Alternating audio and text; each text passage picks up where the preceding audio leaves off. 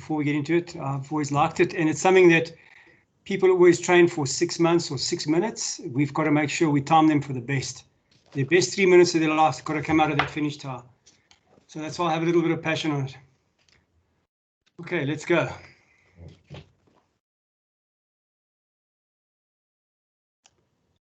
Okay, let's be going back to our standard rules and regulations. We've got an issue here, sorry. Come on, Clive, get with it. Yeah, I've lost the machine. The wife unplugged my monitor. She's the IT chick. You've got too many things. Okay, we minimize your. You shared the. Stop sharing. Correct your teams. So we lost the screen. Okay, stop sharing. Now you can share. Clive, Yeah. whilst you're still sorting it out, do you mind just showing your video a little bit so we can see your face? Some of us are new, so we don't know. Okay, no problem. Thanks. Okay, what's my sharing screen? Yeah. Sharing screen. Now you need to find. You haven't got your two. You've got both of them shown on that screen. No, that's all monitor unplugged.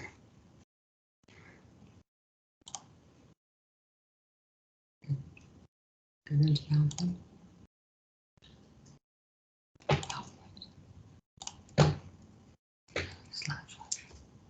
Slideshow. Okay, now go to Teams. You can find it. We just did that. Move it to the screen. Now say share. And You guys have so many screens. You see, I've just got one. This one. Okay, stop. Okay, now let me just get a screen to show what I look like.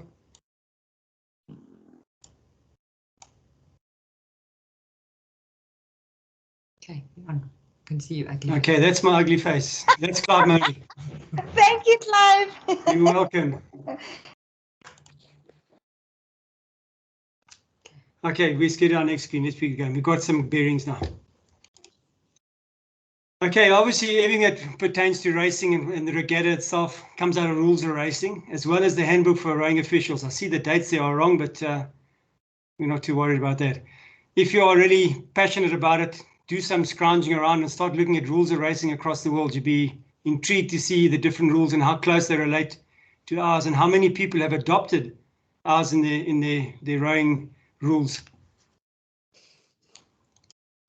Okay, now basically the fairness and the safety is the most important thing in all our principles of rowing, which as official and as a rower must be adhered to.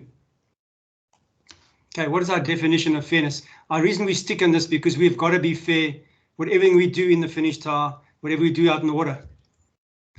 We just hope the rowers actually do the same thing for us. So all rowers shall compete fairly, showing respect for their opponents and for their regatta officials. In particular, be at the start on time. I know we always gripe that they are late and 2-minute warning, but as Evan was saying earlier this evening, we need more rowers out in the water. So sometimes we've got to be lax, which is not correct. The officials shall always ensure that the rules of racing are applied fairly, and at times you'll have to go back to the rule book just to make sure we're not slipping up, because believe me, those coaches go over those rules of racing and they're looking for any little hole they can poke through it. And have an atmosphere of respect for all competitors. At all times, something I should say, be calm as possible. I think Doug is the best man. No matter if the heat is out there, he still can be the calmest character if you got him in your time box. Okay, so this is the duties of all officials that have been going through all the modules.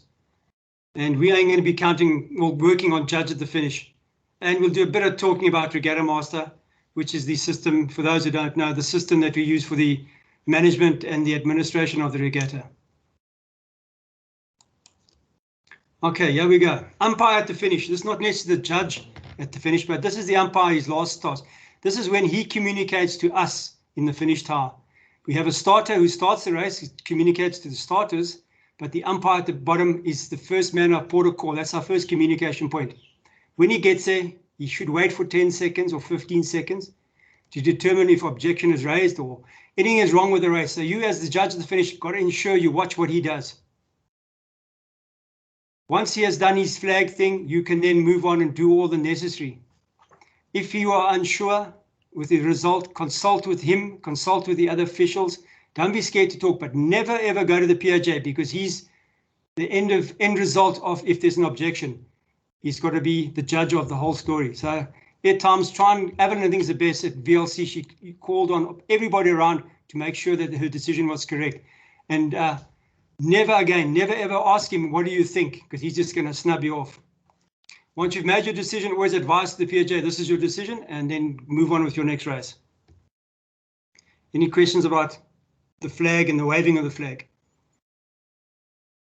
Okay, we assume none. Okay, judge at the finish. Your primary role is recording finish order of crews and the record time of each crew. Hoot when a crew crosses the line. If you don't have a hooter, use a flag. Note and record the lane number. At the end of the race, something we previous slide, we spoke about clearing the race. Once he is flagged with a white flag, give him 2 hoots, acknowledge him. If he gives you a red flag, do not wave. Write down on your notes that this race is under protest or is an objection. Sign your result sheets. Why we say sign them? Your decision, as I said in the next point, your decision is final. You're responsible for the validity of the results. Even if we have the camera running, which then is your backup, and you're unsure of a result, you go to the camera. If you still believe the camera is incorrect, your decision is final. They cannot override you. You are the boss. Finish and Clive. There's no question about doubting Thomas's. Your job is to make sure that what you felt is correct in your heart, and write it down and go for it. Because the camera can be wrong.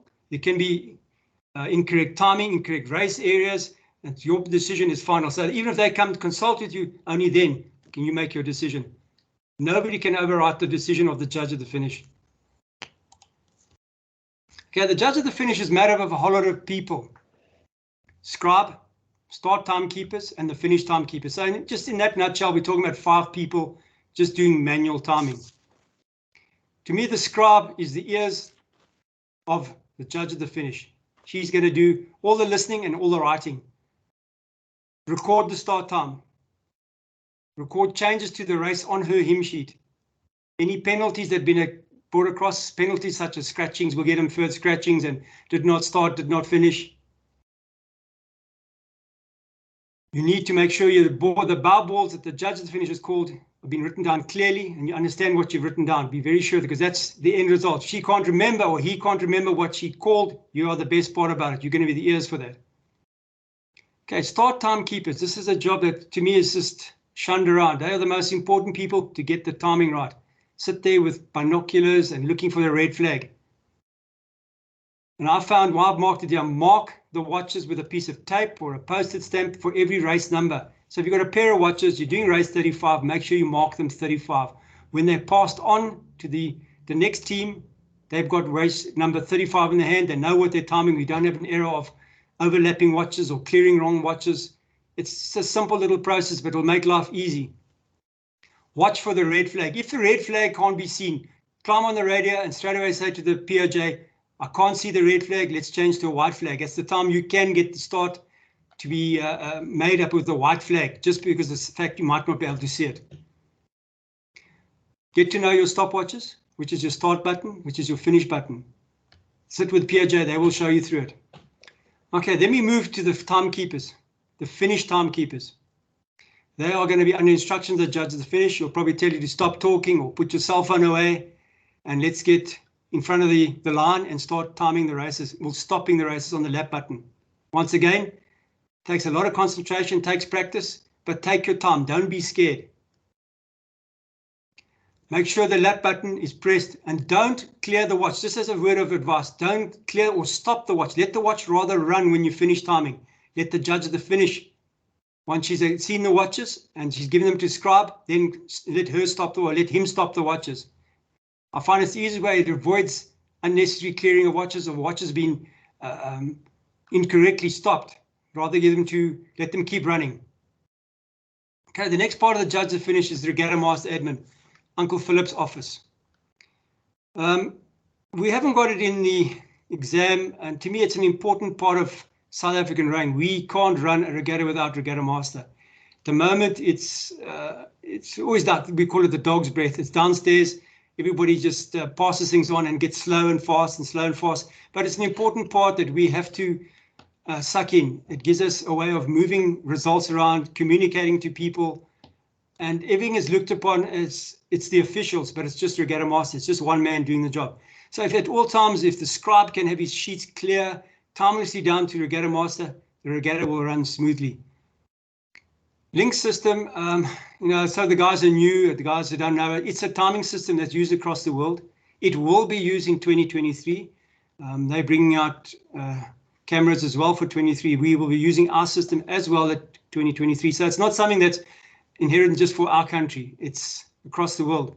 So if those want to get into it, it's quite a nice way of seeing the regatta and a different eye. Douglas been with it. It's quite easy.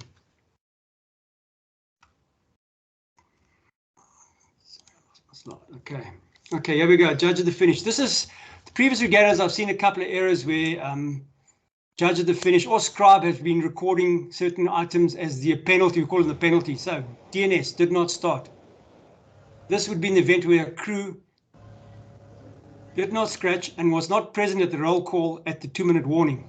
So it's only then we use it did not start. We don't know why they didn't make it up. So, you don't want to waste time on the radio. If you're not there at the start, you came across, nobody crossed the line, did not start.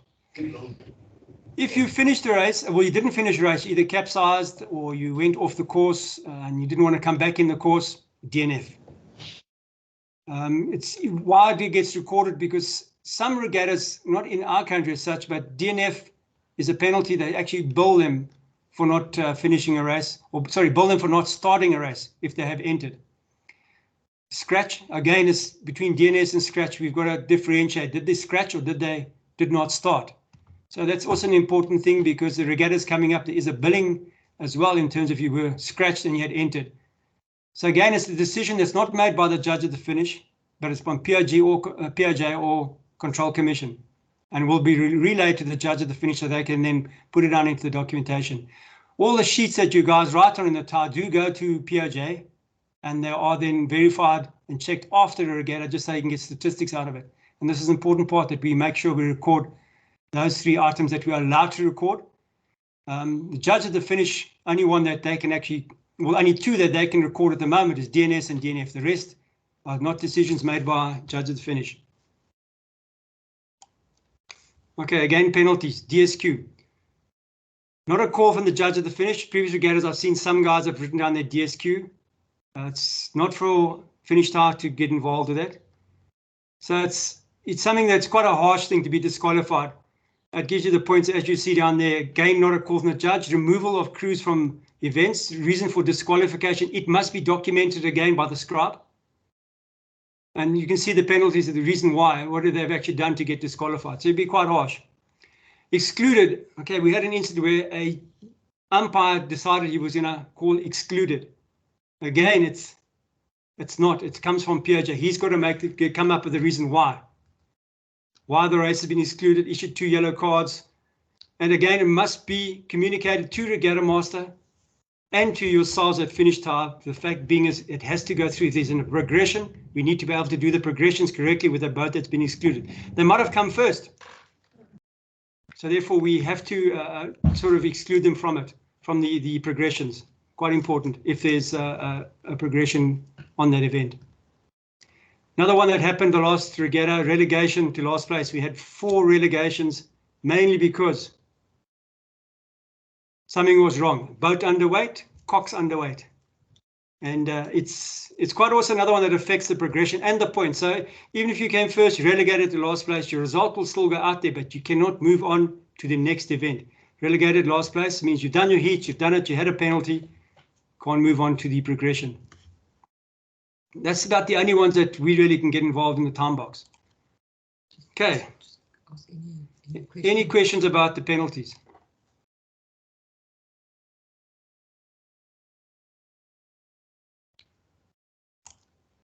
Okay, objection at the end of the race. Once again, judge at the finish will be involved because the fact is you're going to be holding the race results because a flag's been waved at you.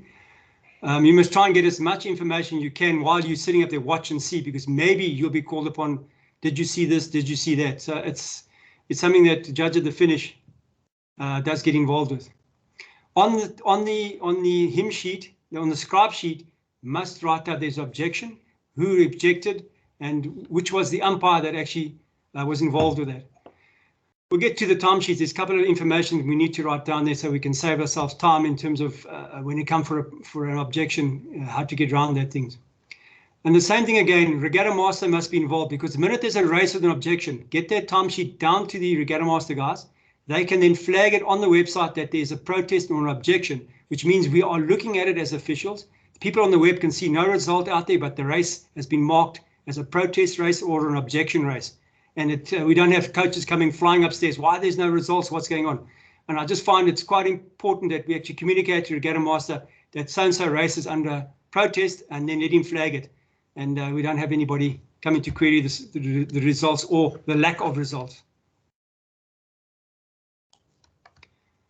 Okay, again, a protest, it's an ugly thing. I've been through a couple of them. It takes a lot of time. It's quite disturbing sometimes.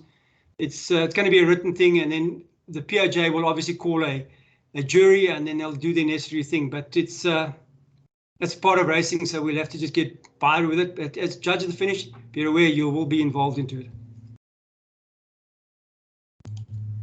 Just go back and tell me about it. Okay, just about, don't forget it's an hour, within an hour of that race. Sorry, I must have said it must be done within 1 hour of completion of the race.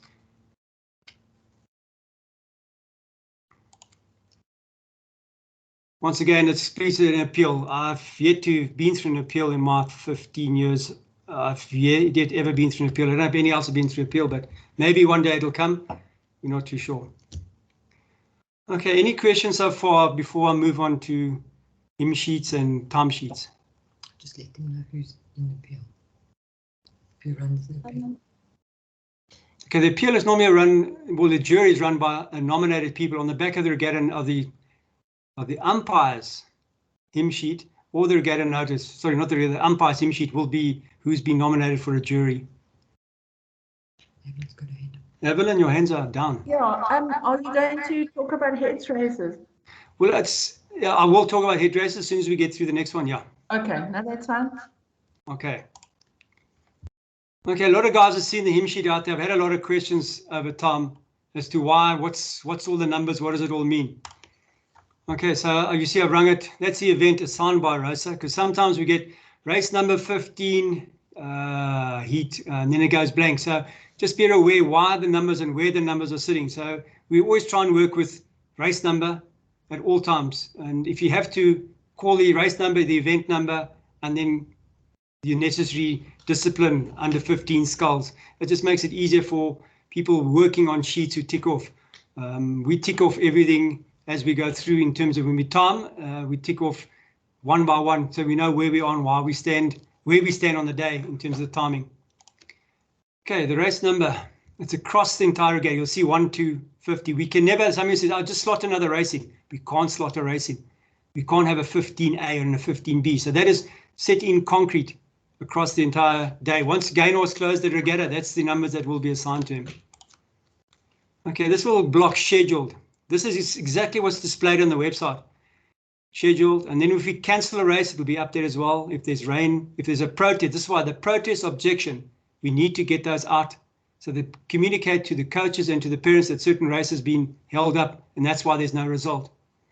Unofficial result is if we are unhappy with the result as officials, but they would like to see the status of the race, so we make it unofficial until such time has been signed off by the judge of the finish, will we then turn it to an official race. You will see with masters, we make it an unofficial race.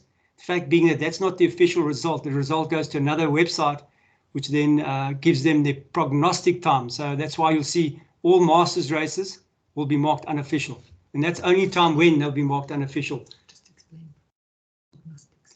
Okay, the prognostics, I know a lot of guys probably do know about it, is a time based on a world time. So you would be, for example, Evelyn will be rowing in an age group that says her time to do 1,000 meters must be 4 minutes, 33 seconds. She then does it in 5:33. The prognostics will obviously be 75% of the time that's been allocated. So that's how they work out who is the winner via the prognostic time, how close they are to a set standard. Quite a complicated way of doing things, but it's very fair.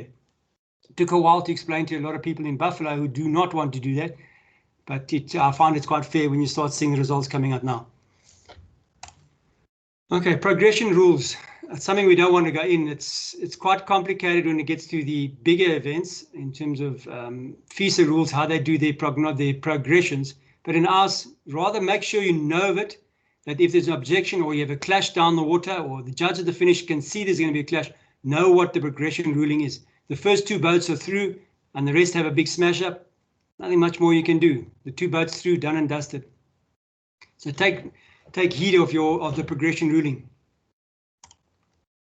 Okay, this little number, I've had questions about that. This is a seed number. So if Benny's have got 10 rows, the coach will enter the fastest row in his club and seed him as a 1, and so on and so on. So everybody will set these ones, and what we try and do at regatta time, at build of regatta, we try and seed all the boats, the fastest boats, away from each other, so that we can have fair racing. Imagine having heat 1 with all the fast seeds. You never get a competitive racing. Excuse me. So that's why most of the ones will always sit in lane 4 or lane 5 and then broken across. For example, the one up there was too many ones, so obviously Gaynor had to try to slot them across. So it doesn't mean it's a bad row, a good row. It's just the seeding that the coach assigned to the row. Okay, our sample scribe sheet. The most important thing that I find on the scribe sheet is that little thing in the top right-hand corner called race time. We need the scribe and the judge at the finish and the starters to put in the start of that race. Why? I've had a couple of races where we've lost stopwatches, we've lost power, but we've had somebody record the physical start time of the race. The minute the boats, the minute you know you've got a blank watch, don't panic, grab a watch, look at your watch to get your stopwatch, look at your time of day, write it down and use your watch and time it from the time of day that you've just recorded. What we can do in Regatta Master, we can capture the time that the race physically started and the elapsed time from the stopwatch to the broken down watches when we elapsed to get a finish. We can actually calculate from there a rough, close enough time for each athlete. It's very easy once you see it in operation. That's why I say make sure you can write down the time of the start of every single race. In the event we lose something, the guys in Regatta Master can pull that time back. Most important. The rest is explanatory and put your barbell numbers down. Sorry, Clive, zoom a bit, please. Can we zoom? I don't know. Try that. I don't know if it'll work, that one.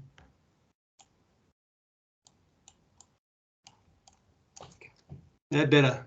And you can go one way. No, just as you talk about it. Go back. Okay, there's our race time right in the top hand corner.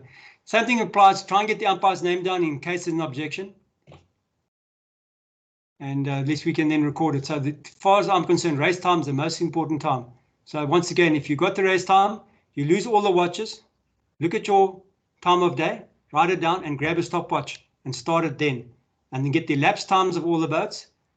Send it downstairs. We can take the start time, the elapsed time, and then deduce what are the times of all the boats without having a panic. And what happens in the time box stays in the time box.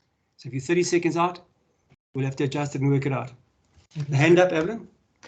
Yes, I think that start time, your scribe is under a lot of pressure because if you're taking a finish and there's a start happening at the same time, the scribe needs to listen to the bow numbers coming across the finish is the most important. So the starters. Start time comes the starters, correct. Comes from the starter. So if the scribe isn't busy at the time and they can see the time, they'll write it down. If not, once they finish taking the finish, they will ask the starters what was the start time of race or whatever it was. So important for the starters to remember to write that down. Okay, any further questions about the manual scribe sheet? None, okay. Yeah, sorry, can I just ask, when I've done it before, we take 2 times down, correct? Is that correct? Yeah. So what we do, yeah, correct. Take 2 times on the watches. We try and find the favorite watch. Eventually, after about 3 or 4 races, you'll find which is the favorite person. And we take the times from the favorite watch. If the camera is running, if link system is running at the regatta, we then verify all 3 times against that.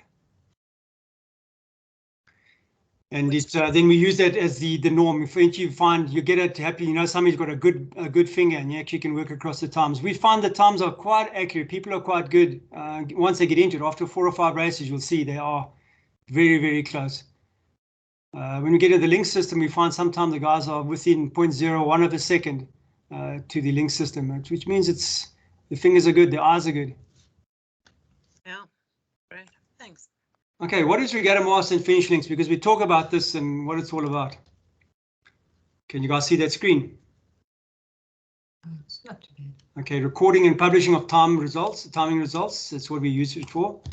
Okay, there are 2 systems that make up that regatta master / finish links called electronic timing, and they can be run independently or they can be fully integrated. Okay, Regatta Master is an integrated multi-user system. So at the next regatta coming up, you'll see we'll have Control Commission. We'll have a system down there. We'll do all the changes in that at Control Commission. So we'll get rid of the WhatsApp for that particular regatta, communicate it up to the tower, and the necessary will go out. Okay, finish links. It's a camera system that times and films.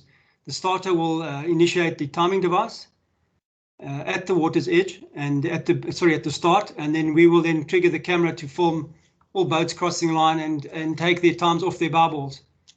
We then don't take that as the gospel. We take judge at the finish, and if there's a query about it, judge at the finish will then make the decision on the screen as to what is the best result. We are not the judge at the finish. Until such time that Links has been appointed judge at the finish, can we take over? But there's a tool for the judge at the finish. Okay, we do capture it at high speeds, but for our regattas, we don't go anything more than 1,000 frames per second because we're not moving fast.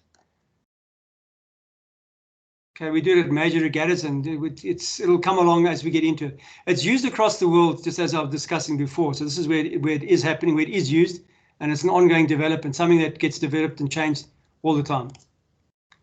Okay, that's what it looks like from the camera on the day. So you'll see there, it gives you the boats, times, and you can see the lines there where the barbell lines are crossing. And from that, it goes into Regatta Master. There's no typing. So that the gap there, you can see the gap there was 0.15 of a second. So I don't think Evelyn had many dead heats, and she had very close ones at the VLC Regatta, and this is where the camera should have been there, but we need a stable platform. Okay, while we're looking at a timing screen, this racing that we're doing now is all abreast racing or straight timing. So we're going to start everybody once off, and then at the finish, we're going to time everybody at individual boats through a lap time. Now, when we get to head racing, this is another animal. We have 50 boats. Each boat will start with a 20-second delay between bar balls. In other words, between starts. They'll be ushered up to the start line. You'll hear attention go. A stopwatch will be started. You at the finish, you don't pay heed. You don't take heed to anything that's happening at the start. Your main concern is the finish. You will sit there with a stopwatch, and you will just push the stopwatch for every boat that crosses the line. So if you get 50 boats, you can have 50 finish times. It's quite a complicated way of doing things. We have to take the start watch, the finish watch, and subtract both times from each other to get an elapsed time of the boats. It's a scribe's nightmare because all you're doing is recording bow walls at the start. You're recording bow walls at the finish. They get then put into a spreadsheet and then get sorted by the fastest time with matching bow walls and matching times. We haven't run it again for a while. We do have a system in the link system which can do head races. Doug has done it with it, can work, and it does work. But head races, I think at the moment when we're so short of staff, it's going to be an issue. Any questions about head racing? There's a whole article in USA Rowing about head races and the modules and how many staff. They run 20 staff at a start and 20 at a finish, and that's only for 112 boats. We sometimes are doing 150 in one race. Evelyn, hand up. Yes, okay. So Clive, just for we've got lots of very, very newbies. Okay, so just for those newbies, your pinger, there's a pinger, you'll see a pole attached on the aligner station, and the aligner's assistant will have a button that they have to press. And stop me if I'm wrong, Now we'll Clive. pull it up. We'll put a picture up for you. It's Are you going to get yeah, there? we're going to bring it up to there now. So what it actually is, it's a radio that we use to transmit a time of day signal. It's an atomic time. So it gets set up before we start regatta. It's pulled off GPS. We then set the times. It then takes the timing, it takes a signal and transfers it to the camera, and it gives us multiple times. We can carry on putting times as many times as we like and keep starting through the pinger device. It'll radio the station, and then from there we can then time the boats as they cross the line, because we have the physical start timer. We'll bring up the screen now to just show you, just waiting, got a blaps here coming up shortly. Okay, stop.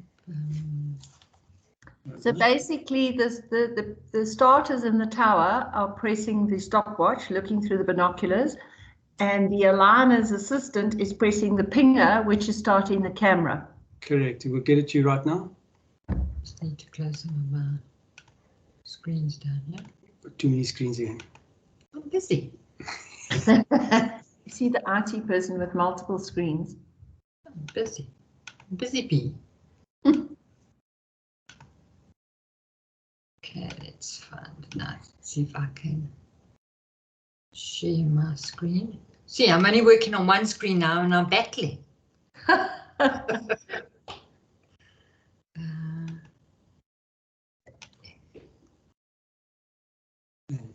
your screen.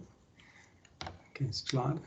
Okay, so there you can see in the top, that's the signal start. Yeah. There, that's the start button. That's the trigger that's up at the start. That's a picture of the camera. That's how it all links together. And then that is the camera. You can see there, that's the camera at Roodeplaat. And that was before Philip made his little contraption inside for us to have the camera inside. So we used to run it outside on the tower.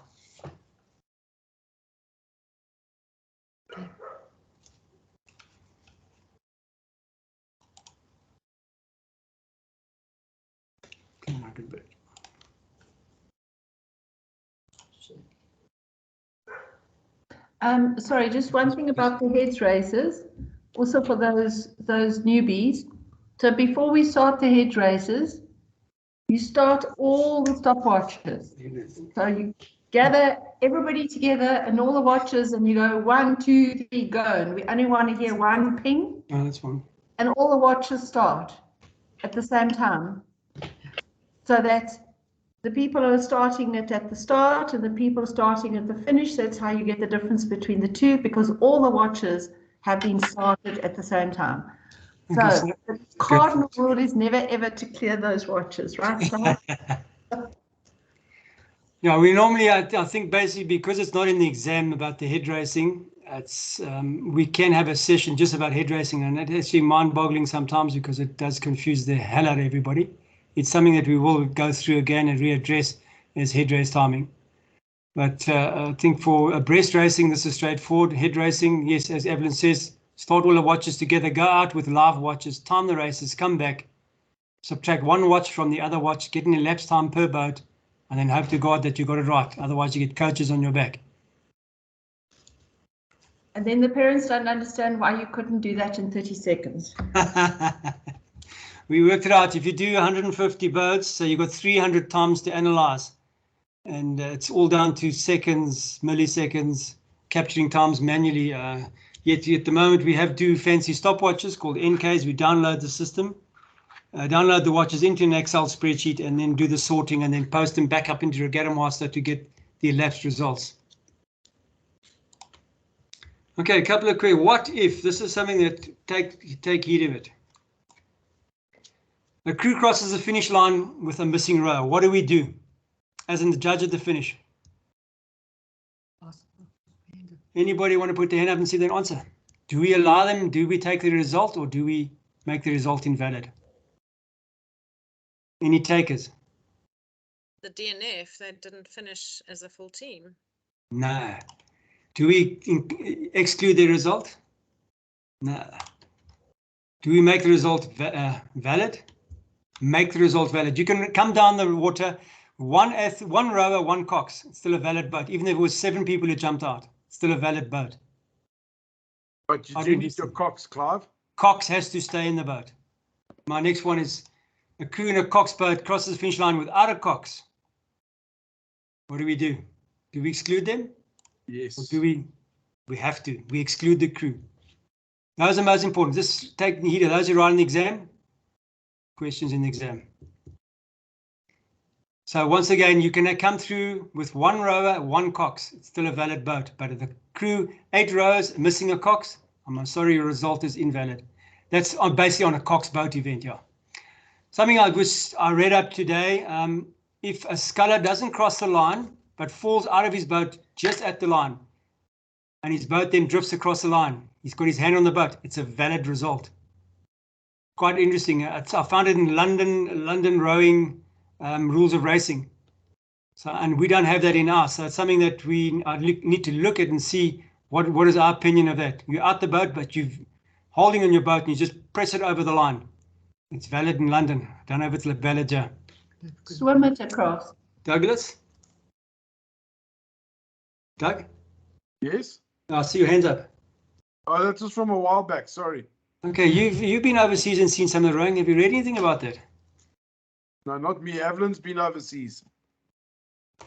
No, we discovered we couldn't work it out, but that's something too. So basically, that's the time when you as an athlete as a judge can exclude a boat. It's when the result is no cox in the boat. It's an invalid boat. Okay, any questions going forward or going through what we've got done?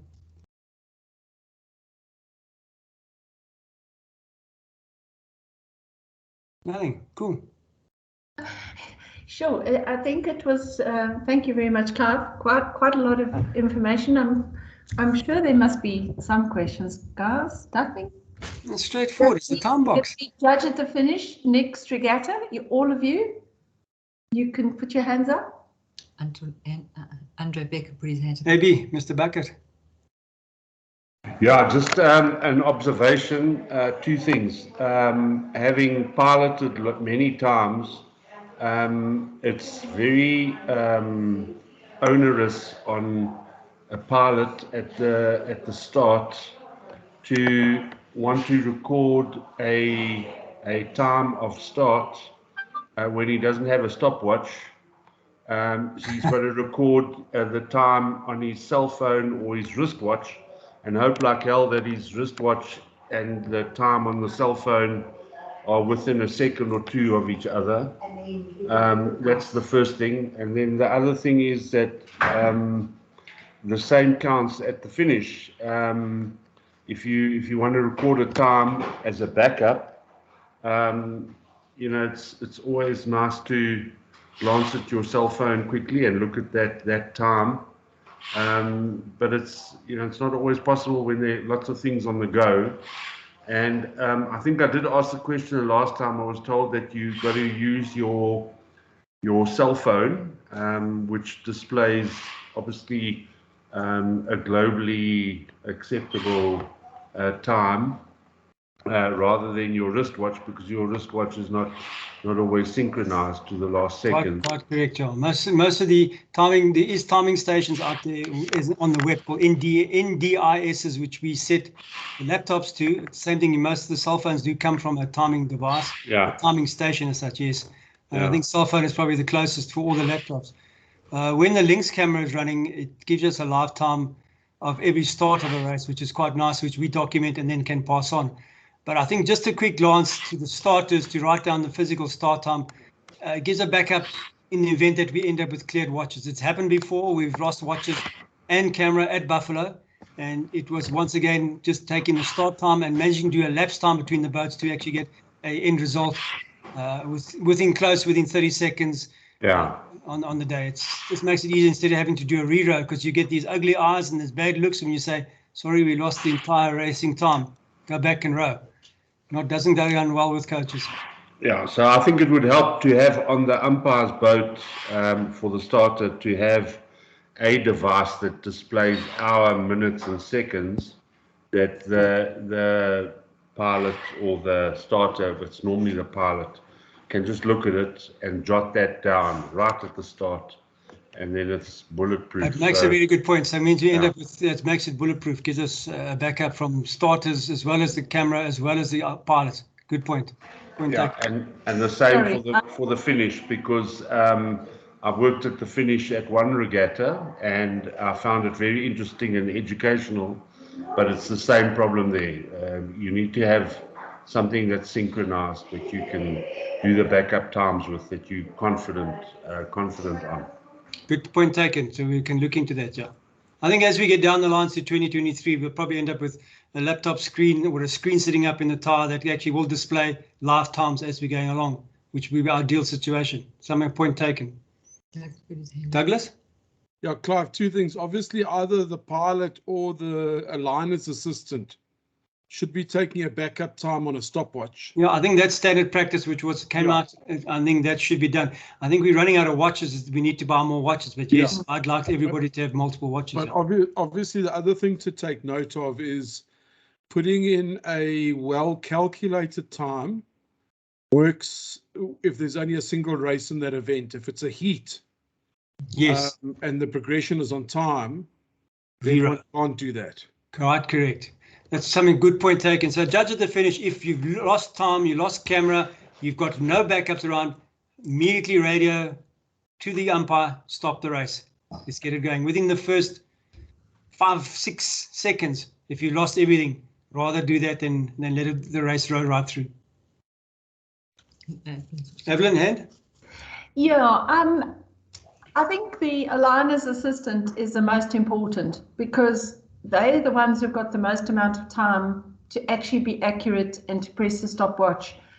The pilot, if you're in the catamaran, it's not as hard, but you're holding a radio in the one hand to get the attention go. You've got to get the boat going with the other hand. I don't know which hand you use the stopwatch with. Thank you. I use a foot. It's telling you to go this way, and then there's a clash, and you're trying to watch boats. So, and I agree with you because I grabbed all the watches at SA schools because Selwyn really wants the pilots to take a backup time. Everybody takes a watch, then you don't have enough watches in the tower. You really have a problem because you can have to delay race starts of races because you don't have enough watches because you haven't had time to record. Because some races have come too close together. It's a valid point. That is quite difficult, especially in the catamaran. I think as Andre said, the minute you press that pedal down to go, that boat's all over the place. You can't grab the steering wheel, press the radio, and do the stopwatch and work on the throttle pedal. It is quite difficult, very much so. Definitely, if you are in a coach boat at Wemmer or at Homestead or wherever we use coach boats as umpire boats, there is no way that pilot can take a backup time. It's just not going to happen. Okay, then in terms of backup times, we should have mentioned it. What we need to do, the minute you lose a time, and there is a backup time for the newbies, get a countdown. So what you say to the pilot out there who's got the time, or to the starter, please give me a countdown to 30 seconds or 1 minute, and let them count it down 59, go, and then you start your watch. Make sure you tell the scribe that this watch has got 1 minute to it or 2 minutes to it, so that when they write the times down, just write the time down and say plus 1 minute. Let it go down to Regatta Master. They can capture in there 1 minute is the delay and capture the raw times. It will then work out the times for the watches, even though you've given it a delay, because we'll then capture the delay into Regatta Master and then allow Regatta Master to work out the times for us. Because sometimes our maths is bad when it's 90 seconds and you've got 3 minutes 12 on the watch. We go a bit blank, especially when you've got more races coming on top of you. So don't be scared to write it down, put the time down as 3 minutes 24 plus 2 minutes on a watch. Let Regatta Master, they've got time to sort it out, let them sort it out for you. Andrew?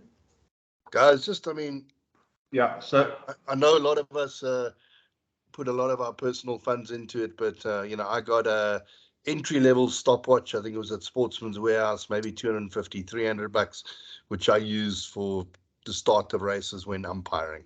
Doesn't have lap times, doesn't have anything like that, but it's a good backup. It is exactly what you did count on. I think you bailed us out at Schools Champs 2 years, a year ago, 2 years ago. You called in a watch on your cheapie. I think that was the best thing you did. Okay, Evelyn. Evelyn? Yes, I like your little sticker notice on the stopwatches for the starters that they write down the race number. And I think we all have to thank Alison for some of the things in the tower. Yes. Yeah. But one thing that really does work is also if you get a wideish masking tape, and then you write the race number twice, and then you just split it down the middle and you stick that little piece of masking tape on, because it's first of all not expensive, and it sticks quite well, and the posters sometimes Pulls off, quite correct, yeah. And that masking tape really does work quite well. And it's very important, because if the starter if they're putting races down 3 or 4 minutes apart, and your judge at the finish and the scribe have got 2 lots of watches waiting, and you're now going to read the race, and you don't know which watches or which times, that little number on that watch is just so important. Okay, I think that's where it bails you out. There was a hand up. Where it bails you out is when we get, sometimes we'll get an umpire who's overzealous. You will start a race 1 minute apart. You'll end up with 16 boats coming at you. It's quite a daunting task. There you've got to be very cool, take your time, and just make sure you don't. Race number 34 was rowed into race number 35, and just take times and let your scribe and judge at the finish, trying to separate the boats. As long as we have got 16 times between the watches, we can eventually iron out and get results out of it. It might take a while, but we can get results. We don't want to end up rowing everybody again because there's a row through.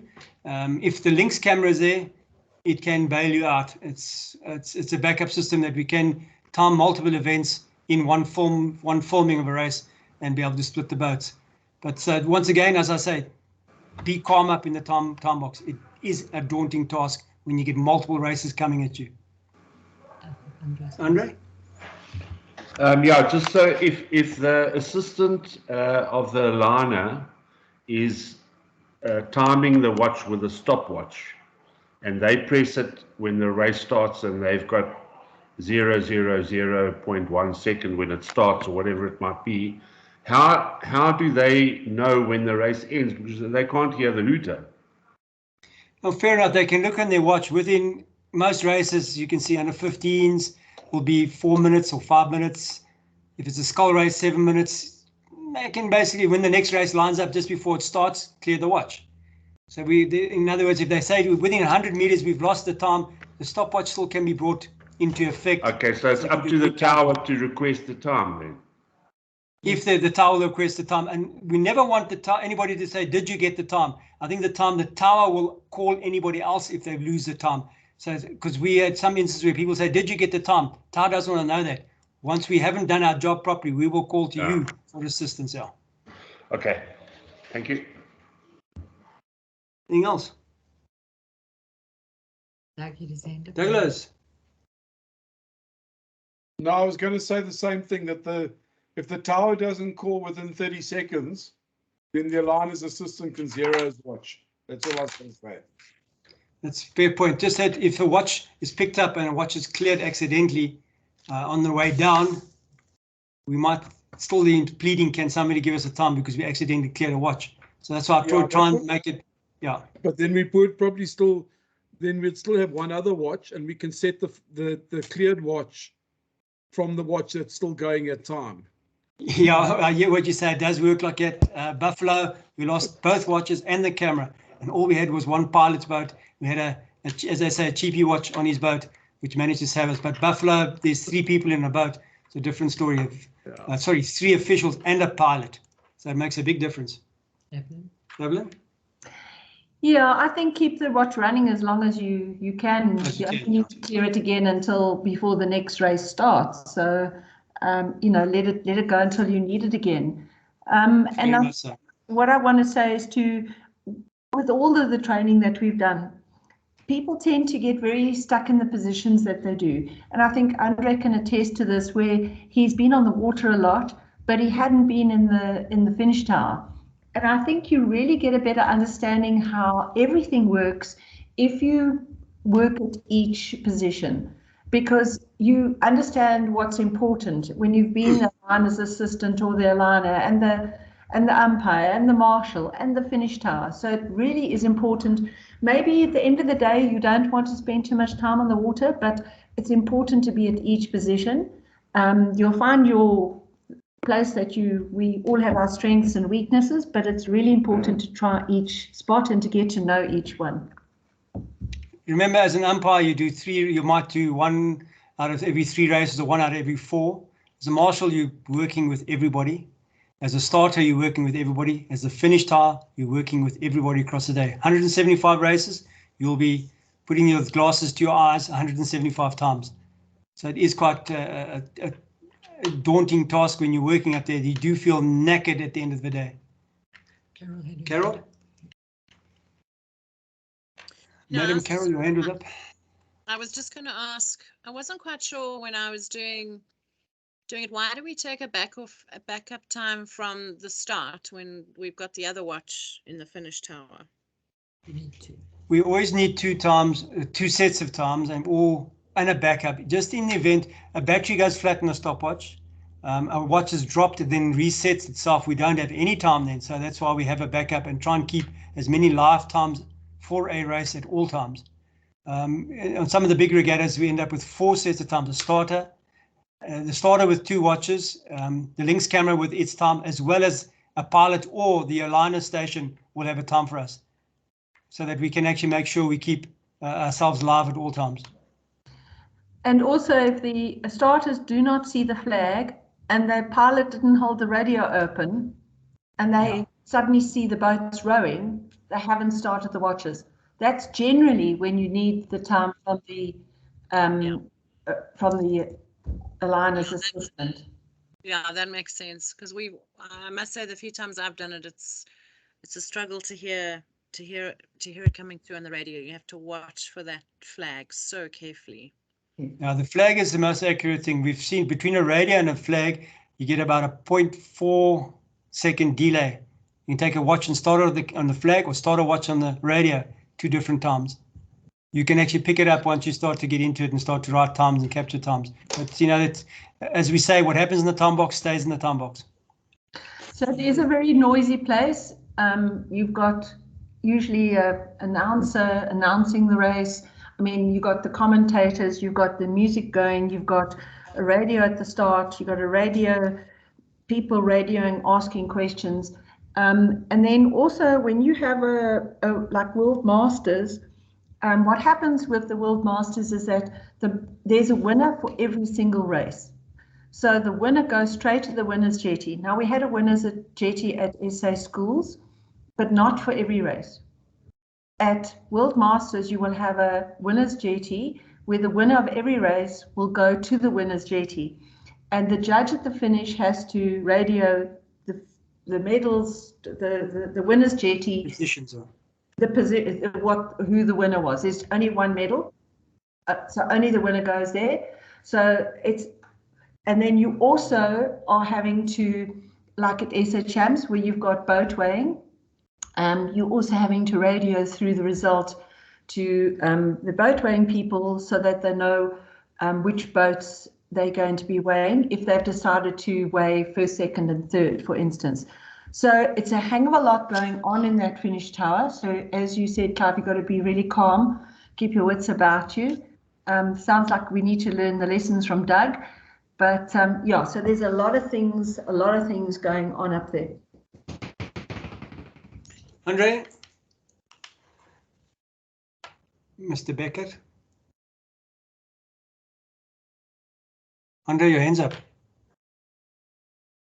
I'm just missing in action. Missing in action. He's gone walkabout.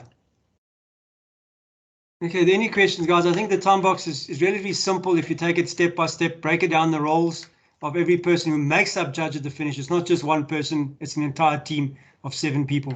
And I think without that team, one person can't do their job. in a nutshell, its entire army up there. That's me done.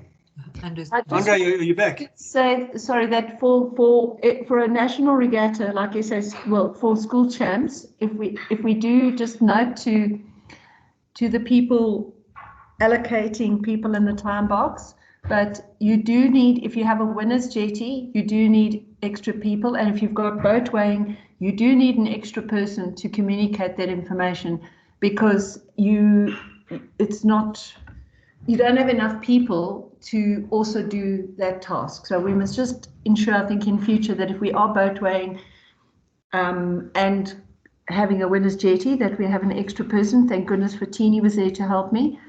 But it does take the pressure off and make things flow better. They could actually go through into electronically, because if the results are good, within 4 seconds, if the link systems are running, within 4 seconds, that result is available on the web. So there will be a scoreboard at 2023. When we say a scoreboard, there will be results that would come up on the screen, giving away. So that also, the 1 point, let's go electronically. So we'll get there eventually, that we can have everything up to scratch. Just in talking now, there's a new development. Regatta Master, regatta.0.0 is in a full rewrite. We are going to the cloud. Everything will be Android based. So that's in the off season. That's going to be the full rewrite. So exciting times going forward.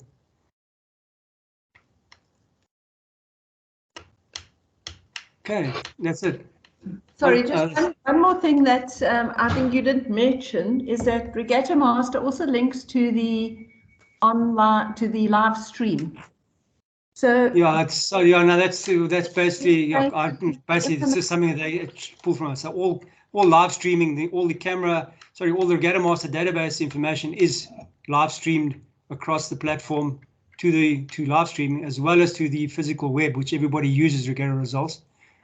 Just for Buffalo, we did 57,000 hits for SA Champs. We did 72,000 hits. So it is a very, very busy website. So that just shows how important the information is that's in that Regatta Master, because it's going everywhere. Giving everybody results. And where does it come from? Really, really critical. And I think Philip's, he would like from you guys. Yeah, so it's once again, it's the finish time that actually gets lots more people, and also the link system. I'm sure Clive, you would appreciate lots more people getting to know it. Yeah, we're going to get it out there again with Gauteng and SA Champs. The link system will be out there, so we can get refreshed for 2023. Any questions, guys? I know some people's brains are zooming because it's a lot of information that we've crunched through, but it's step by step, roll by roll, very easy. Thanks, everybody. Cheers, thanks, Clive. Thank you very much, Clive. And thanks, everybody. Thank you. Thanks, Clive. Thanks, everybody. Being available for. Thank you. Do you want the slideshow as well? Yes, please. And remember, next week, yes, please, next week we're going to do the control commission that didn't do because of the load shedding. So it will be Wednesday next week. I will send out the notice. Thank you very much, Evelyn. Thank you, Evelyn. Bye. Thanks, guys. Cheers, bye. Bye. Pleasure. Send it to Evelyn. Yeah, I think you can share. Evelyn, you want to share the slideshow to you?